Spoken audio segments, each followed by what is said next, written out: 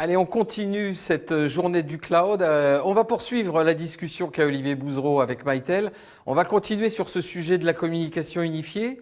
Et pour en parler, nous avons un spécialiste et émérite de ces secteurs qu'on va rejoindre tout de suite. Il s'agit de Didier Lambert. Alors Didier Lambert va nous rejoindre dans quelques secondes. On va parler avec lui effectivement de communication unifiée, évidemment, et du choix du cloud. On l'a évoqué tout à l'heure. Il y a un mouvement massif de fond sur la migration de beaucoup de choses dans le cloud, de beaucoup de fonctionnalités, y compris de la téléphonie. Et on en parle tout de suite. Il est là, je le vois, Didier Lambert. Bonjour Didier. Bonjour Philippe.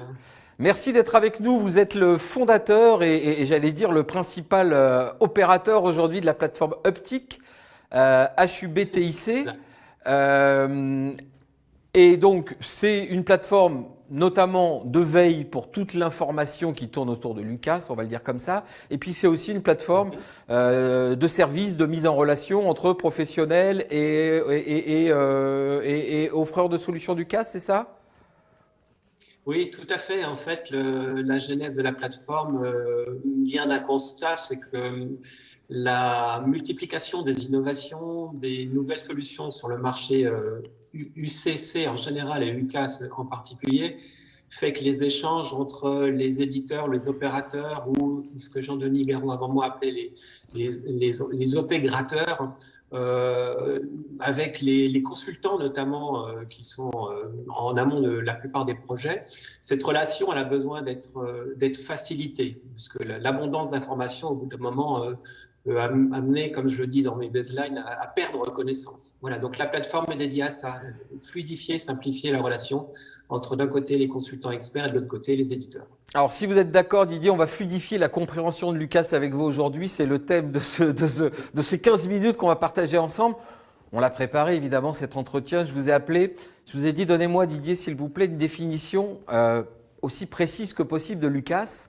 Et là, vous m'avez dit, premier défi, parce que la définition, elle devient de plus en plus poreuse. Dans quel sens elle devient poreuse, cette définition de l'UCAS ? Qu'est-ce qu'on met finalement dans ces communications unifiées as a service ?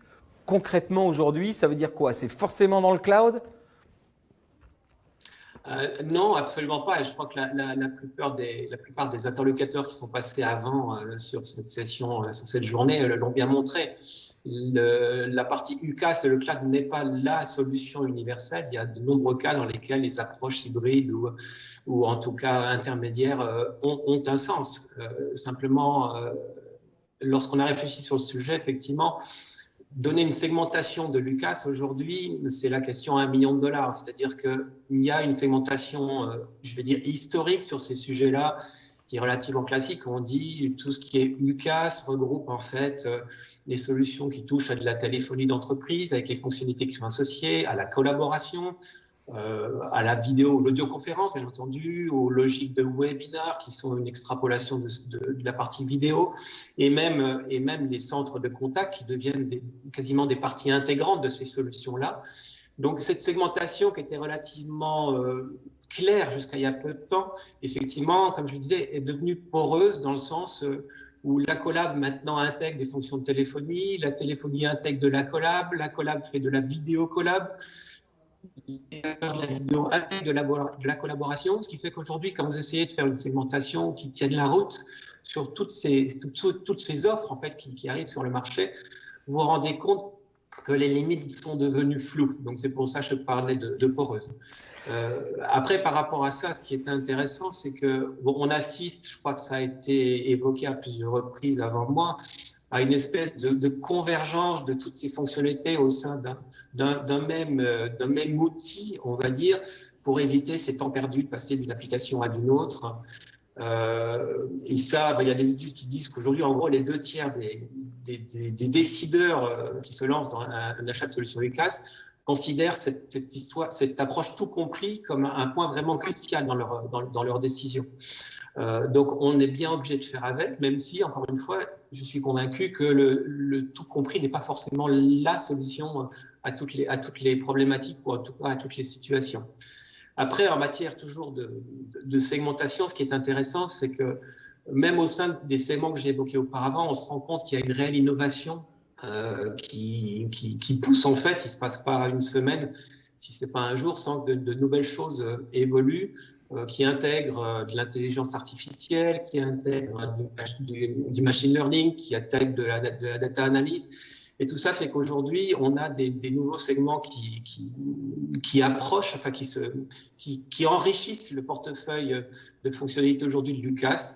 On a vu récemment les solutions, par exemple, de transcription, c'est-à-dire de traduction de l'oral à du texte dans les audioconf ou dans les webinars. C'est quelque chose qui pousse. On a vu ça sur Teams, qui a annoncé, je crois, pour bientôt la fonctionnalité en France. Google fait ça avec son Google Meet. Zoom a fait ça aussi également en français. Donc voilà, tout ça, ça foisonne et rend la segmentation de plus en plus difficile.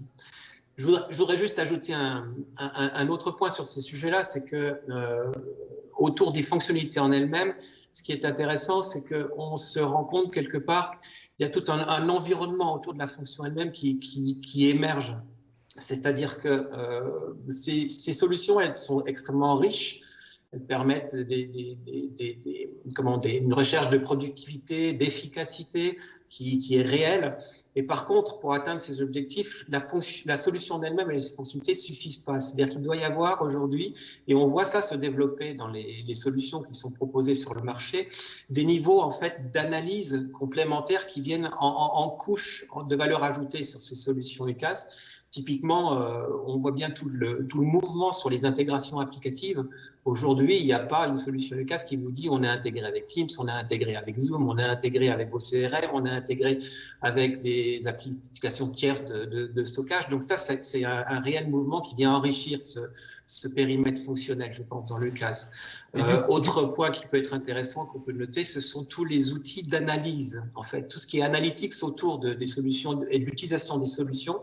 Alors, ça a évidemment de l'analyse de la qualité de service offerte par la solution. Est-ce que la voix passe bien? Les vidéos, elles sont fluides?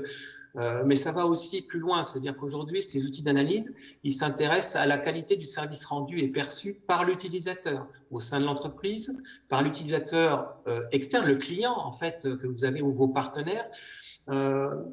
Et ces outils-là, ils sont de plus en plus importants parce qu'aujourd'hui, le déploiement d'un outil, on y reviendra dans les questions suivantes, je pense, mais sa réussite passe aussi par le fait que l'outil est bien approprié. Et aujourd'hui, les responsables de projet, les DSI qui sont en charge du déploiement de ces outils-là au sein de leur entreprise, ils ont besoin d'outils pour mesurer en fait l'intégration et l'usage de ces nouveaux outils, parce que comme l'a souligné notamment Jean-Denis avant moi, l'accompagnement au changement est extrêmement important là-dedans. Alors là, vous avez dit plein de choses. Didier, si je reprends un par un les éléments structurants un petit peu de votre propos, là, vous m'avez dit, en gros, on est passé d'une transition technologique avec les communications unifiées à une transition d'usage. Vous soulignez aussi, et dites-moi si je me trompe, mais ce que je comprends, c'est que finalement, aujourd'hui, des solutions de communication intégrées, elles sont partout. Elles sont intégrées dans des logiciels de CRM pour faire du click-to-call. Elles sont insérées un peu partout. Donc, est-ce que le risque finalement de Lucas, c'est à force d'être partout, de n'être plus nulle part? Aujourd'hui, un DSI, qu'est-ce qu'il doit se dire? Il doit se dire, j'ai de Lucas depuis mon Salesforce que j'ai déjà acheté. Donc, au moins toute une partie de l'équipe commerciale est sécurisée sur ce point-là.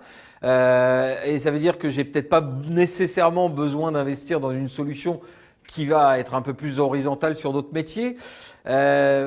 Vous parliez de poreux au début sur la définition. Là, j'ai le sentiment qu'on vire un peu sur le flou. Non pas sur le flou, c'est-à-dire que pas dans le sens où on comprend pas, mais dans le sens où effectivement, c'est posé un peu partout. C'est un peu comme des petites tâches comme ça que l'on dissémine sur le système d'information à travers des applicatifs. C'est ça aujourd'hui la voie du marché de Lucas? Alors, Lucas au sens solution intégrée, ça va pas dans ce sens-là. Aujourd'hui, effectivement, quand on parle d'UCAS, il faut peut-être définir de quoi on parle, parce que UCAS dit cloud, mais qui dit cloud peut dire cloud privé, peut dire cloud public, peut dire évidemment solution hybride, comme ça a été évoqué dans les interventions qui ont précédé. Donc, il ne faut pas voir ça comme des solutions qu'on va essaimer un peu partout. Par contre, là où vous avez raison, en tout cas, moi j'en suis convaincu, les fonctionnalités qui sont offertes aujourd'hui par les solutions UCAS sont des fonctionnalités qui n'ont pas forcément pour vocation de perdurer au sein de la solution elle-même, mais à venir s'intégrer, se diffuser dans les applicatifs et dans les environnements de métier. C'est vrai qu'aujourd'hui, quand vous avez un collaborateur qui travaille sur un CRM type Salesforce ou autre, il va être plus intéressant pour lui de pouvoir ne pas quitter cette interface pour passer ses appels et avoir un suivi complet de la relation qu'il peut avoir avec ses clients. Donc, clairement, mais ça, c'est un mouvement qui n'est pas nouveau, mais qui va peut-être s'amplifier grâce à l'UCAS, c'est que les fonctionnalités en tant que telles, c'est ça qui compte. Et l'ergonomie qui est proposée par un éditeur au sein d'un applicatif qui va prendre un nom et être mis dans la catégorie UCAS, finalement, ce qui compte, c'est pas l'habillage, c'est la fonctionnalité en elle-même.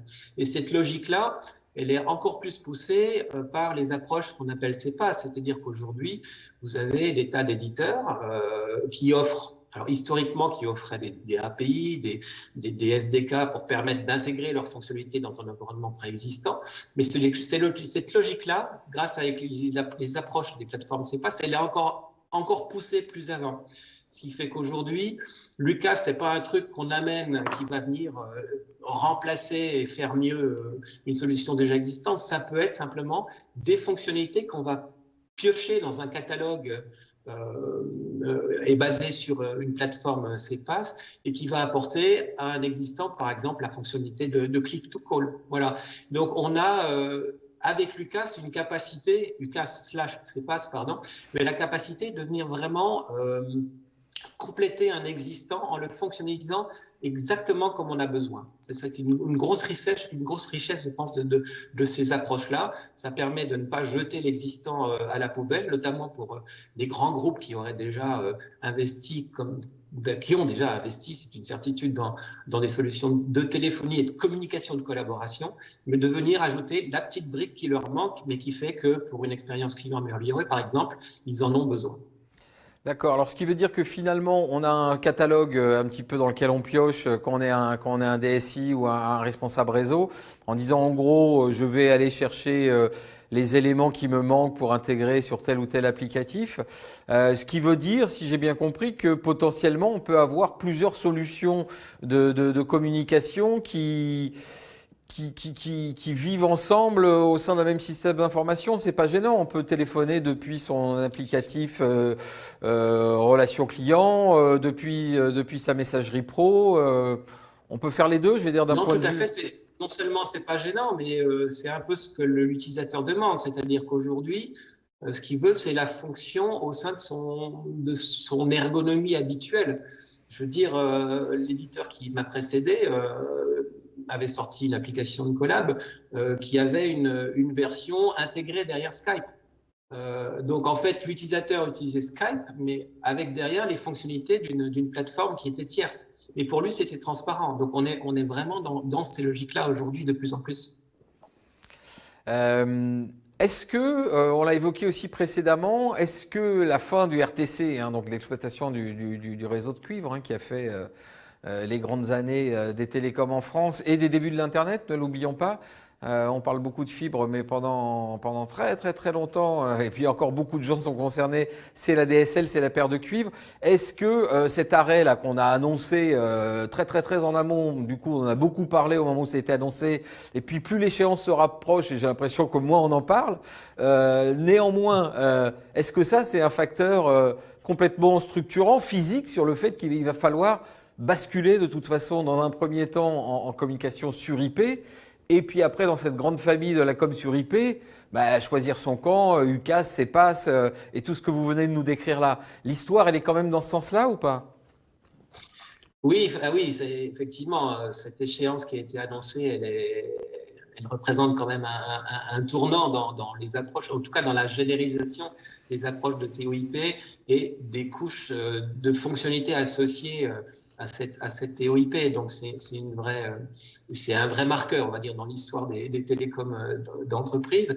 Après, on peut se poser des questions, parce que je lisais il y a pas plus tard que 2 jours une enquête qui était sortie sur l'Angleterre où les résultats montraient qu'il y avait à peine 10% des entreprises anglaises qui étaient prêtes à la fin de ce RTC. Donc, je ne connais pas l'équivalent du chiffre en France, mais ça a beau être annoncé depuis quelques temps, il y a encore beaucoup de travail. Et je sais que de nombreux intégrateurs ou opérateurs communiquent sur ce sujet-là et incitent leurs clients à ne pas attendre le dernier moment pour justement quitter la partie RTC. Mais bon, la vitesse de bascule, elle n'est pas évidente. Et vous me posiez la question lorsqu'on a échangé sur le sujet de justement cette logique de bascule. Est-ce qu'on va basculer en fait les communications unifiées en mode UCAS ou est-ce que ça va être autre chose? Je pense qu'effectivement, il y a un mouvement qui est là, qui est réversible. Je veux dire, on ne trouve pas grand monde pour dire que ça va pas y aller. La vraie question, c'est à quel rythme. Mais d'après les chiffres que j'ai pu voir ces derniers temps, je veux dire, en gros, la pénétration du modèle UCAS sur le marché des IPBX au niveau monde, c'est entre 10 et 15% du marché. Par contre, là où c'est plus intéressant, c'est que le taux de progression, oui, c'est ça, le taux de progression de ces solutions UCAS, entre les cabinets d'analyse, ça va de 25 à 30% par an. Donc la marge d'évolution est énorme. Donc après, on est un peu dans la même config que quand on a annoncé la téléphonie sur IP comme une technologie qui allait complètement révolutionner en quelques années les communications classiques. On a vu que ça avait pris quand même une bonne décennie, si c'est pas plus. Bon, je pense que là, on est quand même sur un facteur d'accélération qui est supérieur, notamment par la fin du RTC, ça c'est clair, et puis par le fait qu'aujourd'hui, les entreprises ont bien compris qu'au travers de l'UCAS, ce qui était en jeu, c'était les questions de productivité, d'efficacité. Donc, quelque part, la question, c'est pas d'y aller ou pas, la question, c'est j'y vais avant que mon concurrent il soit allé et pris trop d'avance sur moi, que je puisse le rattraper. Je crois que c'est quand même un peu ça, aujourd'hui, la logique. Donc une grosse prégnance du business sur les décisions des DSI. Évidemment, de toute façon, c'est toujours le DSI est au service de l'organisation de l'entreprise. Donc effectivement, c'est un vrai moteur. Didier Lambert, c'est déjà fini. Cet échange avec vous, c'était passionnant, c'était très intéressant. On a été ravis de pouvoir vous compter parmi nos invités de cette journée du cloud. Je rappelle que vous êtes le fondateur et puis le principal artisan de cette plateforme Uptyc. Donc c'est uptyc.fr, uptyc.com, les deux. Uptyc.fr et qui diffuse une newsletter de veille qui est disponible gratuitement sur le site. Donc, n'hésitez pas à en profiter. Eh ben, c'est formidable. Voilà, c'est vraiment le mot de la fin cette fois-ci. Didier Lambert, président fondateur de Uptyc. Merci beaucoup. Au plaisir de vous retrouver sur d'autres journées thématiques de silicon.fr. Voilà, on enchaîne maintenant. On va retrouver l'ami Olivier Bouzereau. Mais je crois que ça sera le dernier workshop de la journée, Olivier. Et pour ce workshop, on va retrouver d'autres habitués des journées Silicon. C'est The Presenters. Olivier et The Presenters, c'est tout de suite sur la journée du cloud. Et on se retrouve tout à l'heure. À tout à l'heure.